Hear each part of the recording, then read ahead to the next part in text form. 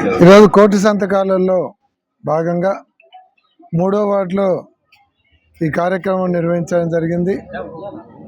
ఈరోజు ప్రజలందరూ కూడా ఇక్కడ స్వచ్ఛందంగా ముందరికి వచ్చి మేము కూడా పాల్గొంటాం, మేము కూడా సంతకం పెడతాం, మీరు ఈ ప్రైవేటీకరణను అడ్డుకుంటున్నందుకు చాలా సంతోషం, మీరు చేసేటువంటి పోరాటంలో మేము కూడా భాగస్వామ్యం అవుతామని ఇక్కడ ఉన్నటువంటి ప్రజలందరూ కూడా స్వచ్ఛందంగా ముందరికి వస్తూ ఉన్నారు.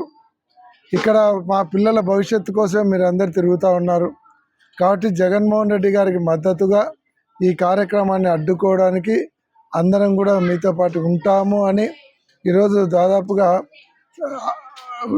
ఒక 500 ఇళ్ళు తిరగడం జరిగింది.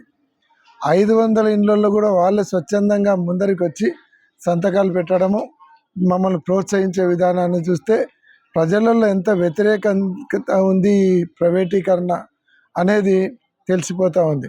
కాబట్టి ఇప్పటికైనా పాలకులు బుద్ధి తెచ్చుకొని, కూటమి ప్రభుత్వం బుద్ధి తెచ్చుకొని ఈ ప్రక్రియను ఆపి అన్ని 12 మెడికల్ కాలేజీలు కూడా ప్రభుత్వమే పూర్తి చేసి ప్రభుత్వ ఆధ్వర్యంలోనే నడిపి పేద విద్యార్థులకు అందరికీ కూడా వైద్య విద్యను ఉచితంగా అందించేదానికి ప్రభుత్వం చేయాలి.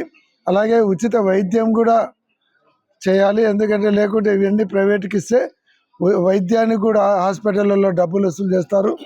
కాబట్టి వైద్యం కూడా అందకుండా పోయేటువంటి పరిస్థితి ఉంటుంది. కాబట్టి ఈ ప్రక్రియను వెంటనే ఆపమని మేము గవర్నర్ గారికి కోటి సంతకాలు అందజేయడం జరుగుతుంది.